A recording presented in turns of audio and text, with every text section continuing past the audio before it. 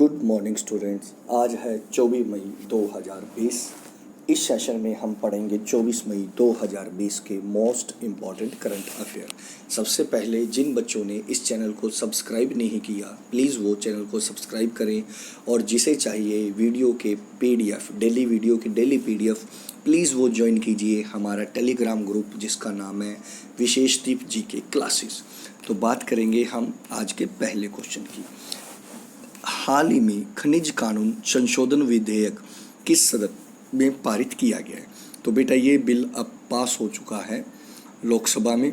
कोई भी बिल है वो लोकसभा में पास होता है, और कुछ ऐसे बिल है जो अकेले ही लोकसभा में पास होते हैं, जैसे फाइनेंशियल बिल है, मनी बिल है, उसे अकेले लोकसभा पास कर सकती है।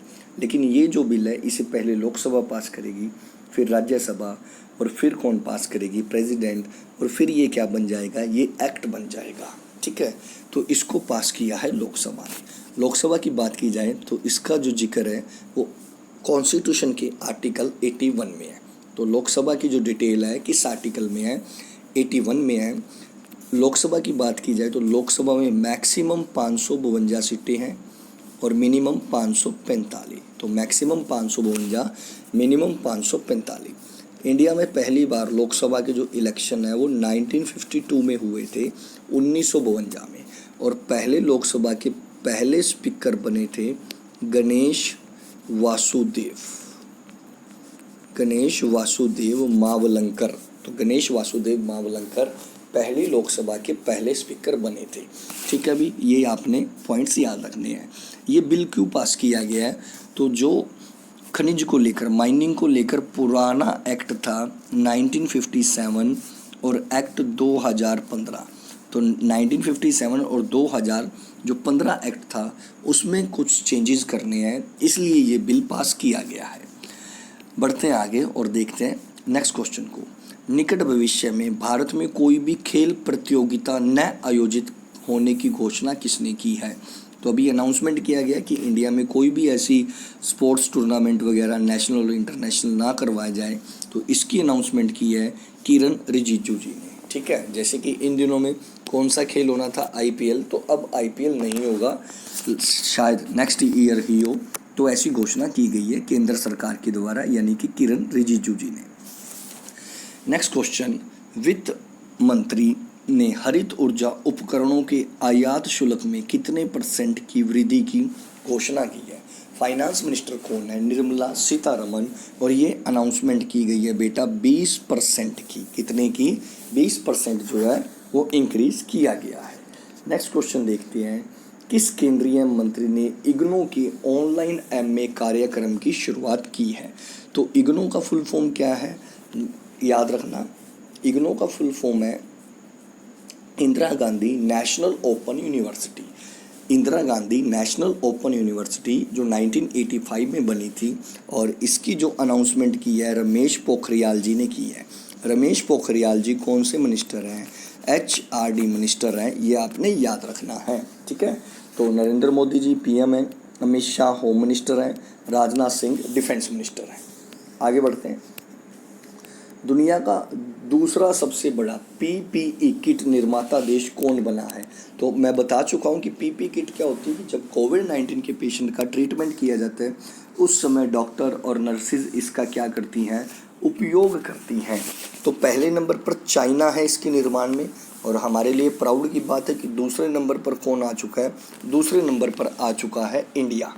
दूसरे नंबर पर आ चुका है इंडिया। नेक्स्ट, हाल ही में किस राज्य सरकार ने सबको रोजगार मिलेगा योजना लॉन्च की है? तो सबको रोजगार मिलेगा योजना लॉन्च की है MP ने, मध्य प्रदेश ने। MP ने वैसे भी बहुत सारी योजनाएं लॉन्च की है। मैं अपने हर लेक्चर में ये आपसे डिस्कस करता हूँ कि बहुत सारी योजनाएं लॉन्च की है MP ने, जैसे कि जीवन शक्ति योजना। जीवन शक्ति योजना भी किसने लॉन्च की है? MP ने लॉन्च की है। कर्मवीर जो मेडल है, कर्मवीर मेडल कोविड-19 से लड़ने वाले जो पुलिस एम्प्लॉई हैं उन्हें दिया जाएगा कर्मवीर मेडल। ठीक है, और कुछ ऐप्स भी लॉन्च की है। और बात की जाए मध्य प्रदेश की, CM है शिवराज चौहान, गवर्नर है लालजी टंडन। लोकसभा की सीटें हैं 29, लोकसभा 29 और विधानसभा की सीटें हैं 231। मध्य प्रदेश को टाइगर स्टेट भी कहते हैं, टाइगर स्टेट। सबसे ज़्यादा नेशनल पार्क किस राज्य में है? मध्य प्रदेश में है, बांधवगढ़ है, सतपुड़ा है, पेंच है। इसके अलावा और बहुत सारे हैं, तो मैंने मेन आपको बताए हैं। बढ़ते हैं आगे और नेक्स्ट क्वेश्चन को देखते हैं। नेक्स्ट क्वेश्चन है, ब्रेक द चैन कार्टून अभियान की शुरुआत किसने की है? ब्रेक द चैन कार्टून अभियान, तो ब्रेक द चैन कार्टून अभियान की शुरुआत करने वाला राज्य है केरला। केरला, याद रखना, कोविड-19 का पहला पेशेंट कहाँ पर मिला था? केरला में मिला था। केरला के सीएम है पिनाराई विजयन। पिनाराई विजयन यहाँ के सीएम है और आरिफ मोहम्मद जो हैं वो यहाँ के गवर्नर हैं।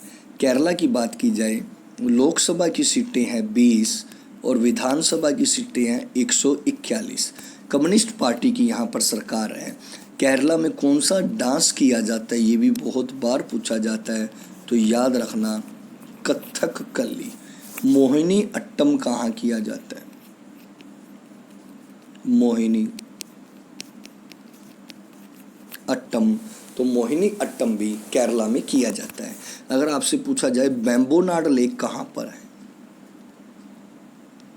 बेम्बोनाड लेक, क्योंकि इंडिया की लॉन्गेस्ट लेक है ये, तो बेम्बोनाड लेक कहाँ पर है? ठीक है, तो याद रखना केरला में है। सबसे लंबी ये झील है भारत की, सबसे लंबी झील। नेक्स्ट, हाल ही में KKR फर्म ने रिलायंस जियो प्लेटफॉर्म में कितने प्रतिशत हिस्सेदारी खरीदी है? ठीक है, तो पीछे से हिस्सेदारी किसने खरीदी थी? सभी को पता है, फेसबुक ने।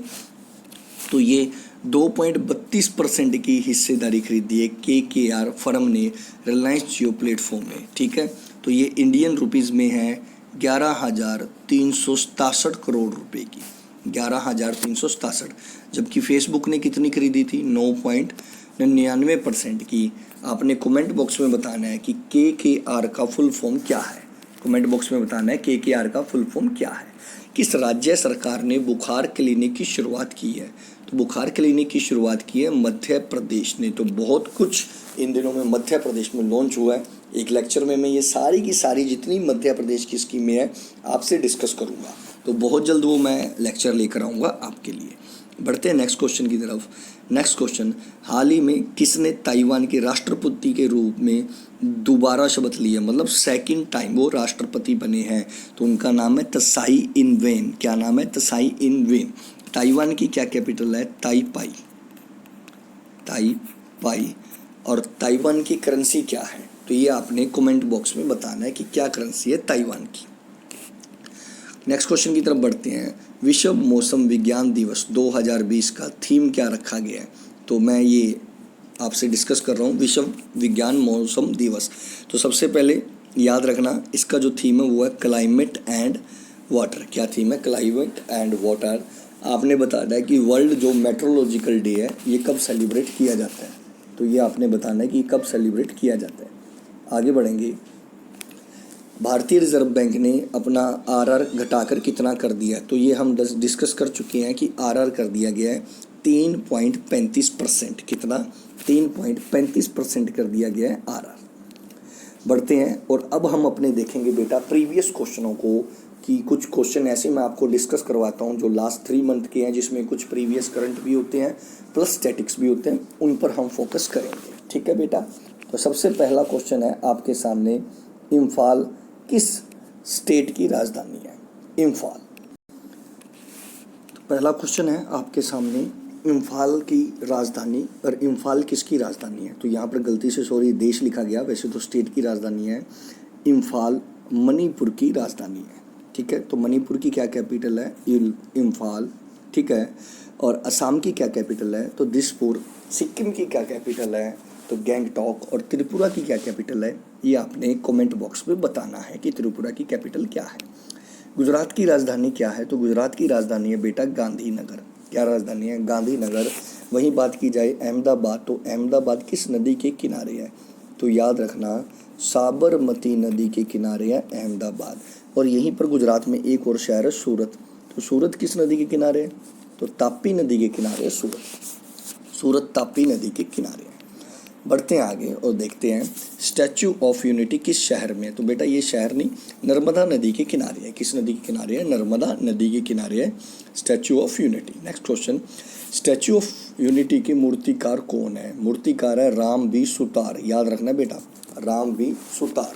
और आपने ये बताना है कमेंट बॉक्स में कि स्टैचू ऑफ यूनिटी की हाइट कितनी है। स्टैचू ऑफ यूनिटी की हाइट कितनी है? बढ़ते हैं आगे, किस राज्य के डिंडीगुल वाले तालों को जीआई टैग मिला है? तो ये जीआई टैग मिला है तमिलनाडु के, ठीक है। और बहुत सारे जीआई टैग है, जैसे कि ब्लैक राइस का जीआई टैग किस राज्य के राइस को मिला है? तो मणिपुर के जो राइस हैं उन्हें मिला है। और इसके अलावा केसर का जो जीआई टैग है वो किसे मिला है? जम्मू और कश्मीर को मिला है।